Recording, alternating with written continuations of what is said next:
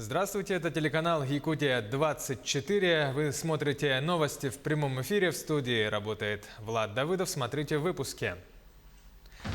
Вопросы развития за полярным кругом в Оленёкском районе работает глава республики Айсен Николаев. Какие обсуждали вопросы?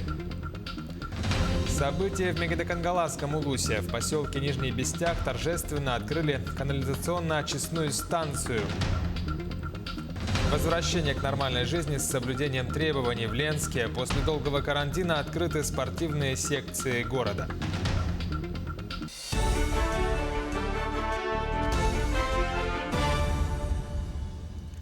В Оленёкском и Венкийском национальном районе завершено строительство волоконно-оптической линии связи. Жителей района с этим важнейшим событием лично поздравил глава республики Айсен Николаев, который сегодня находится в Оленьке с рабочей командировкой.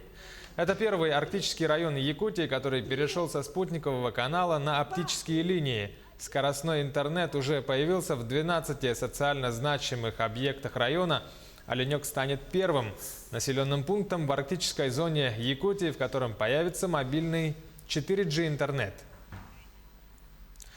Также в рамках рабочей поездки в Оленёкский улус глава Якутии провел совещание по рассмотрению реализации стратегии социально-экономического развития Оленёкского района. Айсен Николаев отметил, что в последние годы Оленёкский и Венкийский национальный район активно развивается и сегодня является передовым среди арктических районов республики по показателям социально-экономического развития. Результаты проделанной работы жители района уже начинают ощущать. Это и запуск волоконной оптической линии связи, и запуск дизельной электростанции. Несмотря на непростую эпидситуацию в районе, проделана большая работа по строительству социальных объектов.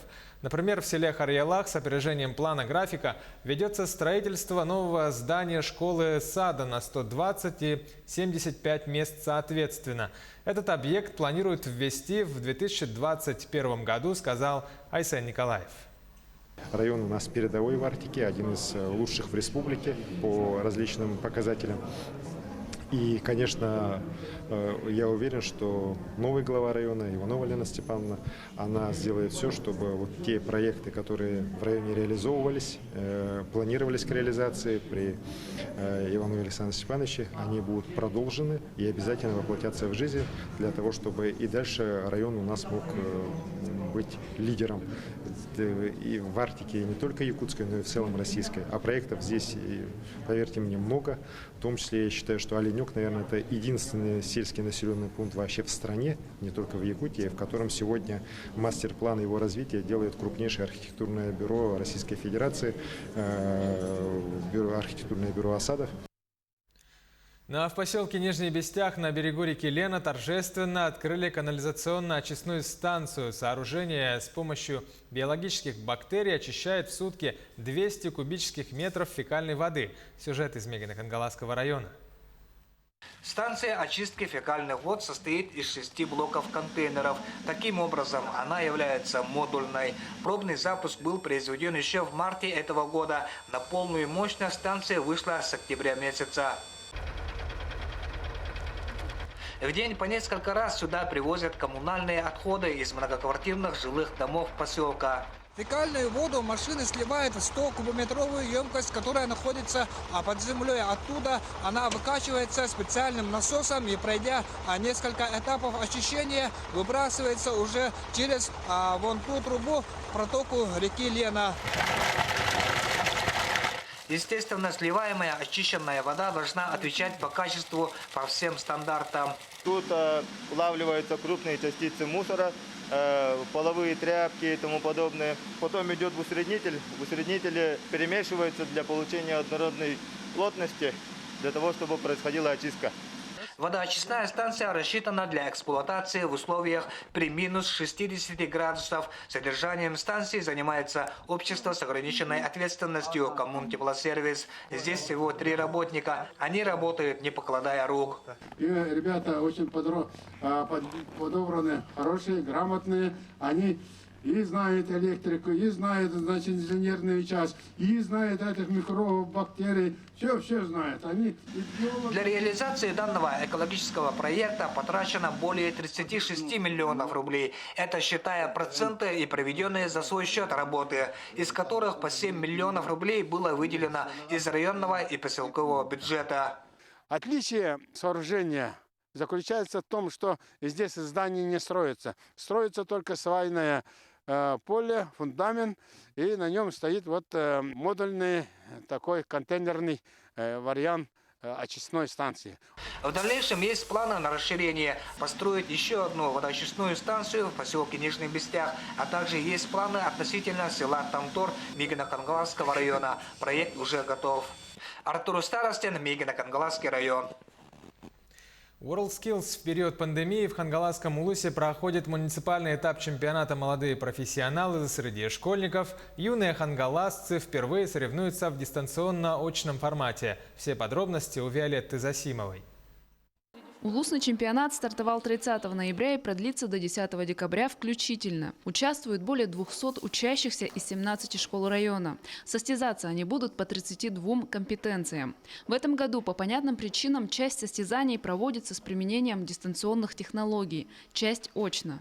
Такие компетенции, как предпринимательство, коммуникабельность, графический дизайн, сетевое и системное администрирование и другие компетенции проводим на платформе Zoom.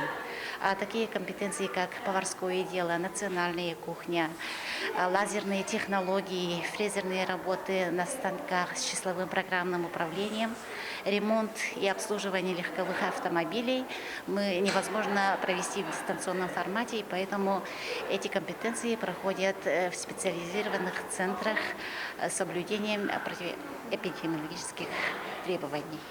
Специализированный центр компетенции – это учреждение, обладающее современным оборудованием и технологиями, отвечающими требованиям WorldSkills, а также наличием экспертов, прошедших специальный отбор и обучение.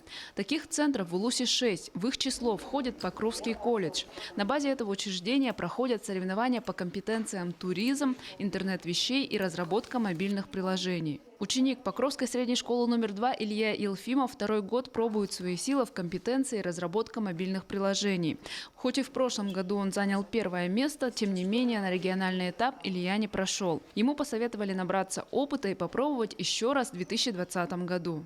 В будущем кем бы ты хотел стать? То есть ты хотел связать бы свое будущее с разработкой мобильных приложений? Ну да. С разработкой мобильных приложений, игр и так далее. Там получше стало, так сказать. Новые кресла, мышки, новые компьютеры новые, все по-новому. Ну, все лучше стало. Ежедневно организаторами подводятся итоги соревновательного дня. Например, уже известны имена победителей таких компетенций, как лазерные технологии, промышленный дизайн, графический дизайн и так далее. Из всех победителей муниципального этапа будут отобраны 5 наиболее отличившихся юниоров, которые в январе следующего года примут участие в региональном этапе чемпионата в городе Якутске. Виолетта Засимова, Федор Тарасов, Хангаласский улус. В пятый день чемпионата России по боксу в Оренбурге прошли четвертьфинальные бои весовой категории до 52 килограммов. Трехкратный чемпион России, двукратный чемпион мира Василий Егоров не испытал проблем в бою против Максима Стахеевой. Прошел дальше. В полуфинале Егоров встретится с Артуром Нагопетяном из Москвы. Возобновлен прием и выполнение нормативов Всероссийского физкультурно-спортивного комплекса ГТО в Якутии. По сообщению Минспорта, с учетом текущей эпидситуации, работа центров тестирования ГТО для населения допускается при условии 50% загрузки от единовременной пропускной способности спортивного объекта.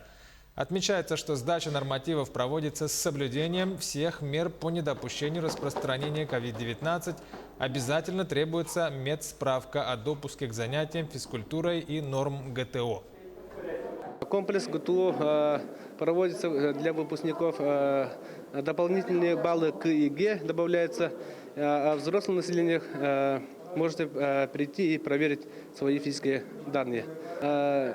Не более 15 человек допускается в объекте, и 50% человек можно допускать. В Ленске после долгого карантина открыли спортивные объекты и секции города.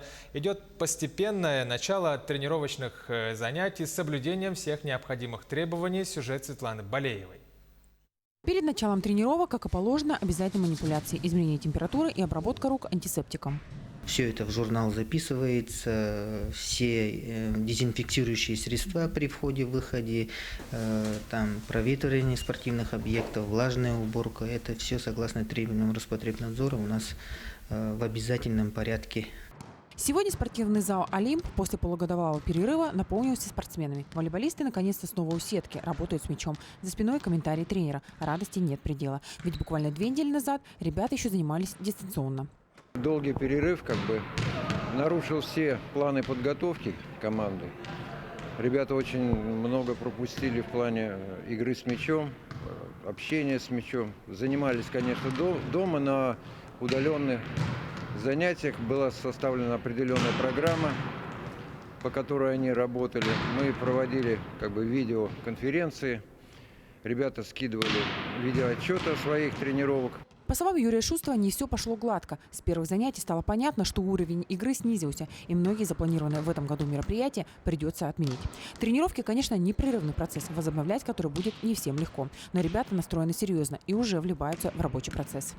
Это был сложный период для тренировок. Выпала половина года. За эту половину года можно было достичь многих успехов. Но держать себя в форме помогали тренировки на дистанционном уровне. Это были сокращенные тренировки, но они позволяли держать форму прыжка, прочих физических навыков. Рабочая форма вернулась уже относительно давно, то есть она вернулась буквально за первые недели, все равно уже наработанное что-либо есть. Ежедневно тренировки по несколько часов в день. Занимаются волейболисты всей командой. Возможность такая есть не у многих. Просторный спортивный зал ребятам поспособствовал. А в другие секции перешли на тренировки группами, не более 15 человек. На сегодняшний день у нас открыты все 18 видов спорта без свободного посещения спортивных залов. Это получается тренажерный зал в первую очередь и свободное посещение. Так, мы должны соблюсти все требования Роспотребнадзора, все требования Министерства физической культуры и спорта. Группа сформироваться, и там не должно быть не более 15 детей или 15 спортсменов. Жизнь без спорта сегодня не является полноценной. Благодаря опытным тренерам и упорству ребят все упущенное быстро наверстается. И спорт в Ленске, несомненно, возобновится с новой силой. Светлана Балеева, Денис Семенов, Ленск. Итоги дня подведем в 20:00. До встречи.